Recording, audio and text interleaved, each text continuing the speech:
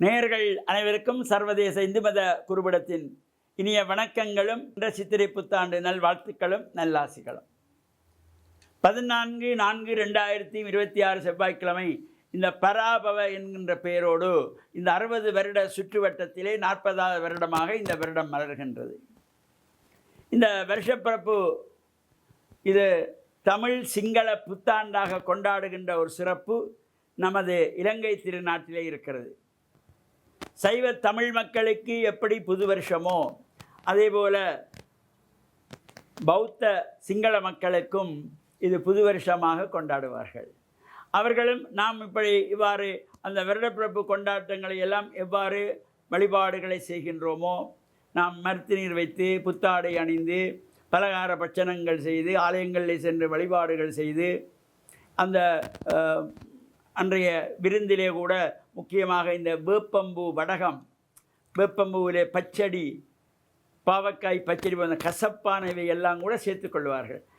அதுபோல் இந்த பௌத்த சிங்கள மக்களும் அவர்களுக்குமே இது புத்தாண்டு புது வருஷமாக அவர்களும் எண்ணெய் வைத்து ஸ்நானம் செய்து பன்சலையிலே போய் பிரார்த்தனைகள் செய்து புத்தாடைகள் அணிந்து அங்கே அவருடைய மத குருமார்களை அந்த பிக்குமார்களை எல்லாம் வணங்கி ஆசி பெறுவது, கைவிசேஷம் பெற்றுக்கொள்ளுவது, அதே போல் இந்த வீர விளையாட்டுகள் இது தமிழ் மக்களுடைய சைவ கலாச்சாரத்திலும் உண்டு, பௌத்த மக்களும் செய்துள்ள வீர விளையாட்டுகள் போர்த்தேங்காய் அடித்தல், ஊஞ்சல் ஓடுதல், ஊஞ்சல் ஆடி விளையாடுதல், மருதனோட்ட போட்டிகள், சைக்கிள் ஓட்ட போட்டிகள் என்று ஒவ்வொரு சிறப்புகள் இந்த வீர விளையாட்டுகளிலே இந்த மணல் மூளை கட்டி அடித்து கொள்வார்கள். அதேபோல் சிங்கள பௌத்த மக்களும் அங்கே அவர்களும் இந்த விளையாட்டுகள் செய்வதோடு இந்த ரபான் வாத்தியங்கள் வாசிப்பது, இந்த மருதனோட்டம், சைக்கிள் ஓட்டம், ஊஞ்சல் ஆடுவது போன்ற இவையெல்லாம் இந்த தமிழ் மக்களும் சிங்கள மக்களுக்கும் இந்த இன ஐக்கியத்தை ஏற்படுத்துகின்ற வகையில் இந்த சித்திரை புத்தாண்டு இலங்கை திருநாட்டிலே 2 மதத்தவர்கள் 2 மொழி பேசுகின்றவர்கள் இந்த சித்திரை புத்தாண்டை ஒன்றாக கொண்டாடுகின்ற ஒரு சிறப்போடு கூடியது. தமிழ் சிங்கள மக்களுடைய ஒற்றுமையை காட்டுகின்ற வகையில் இந்த சித்திரை புது வருஷம்.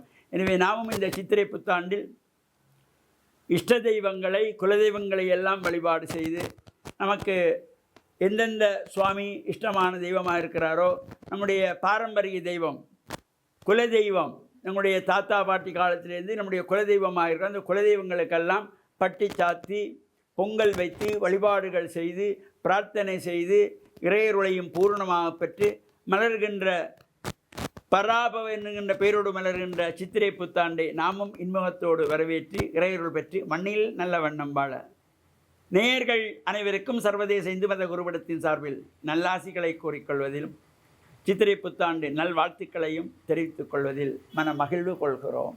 வணக்கம்.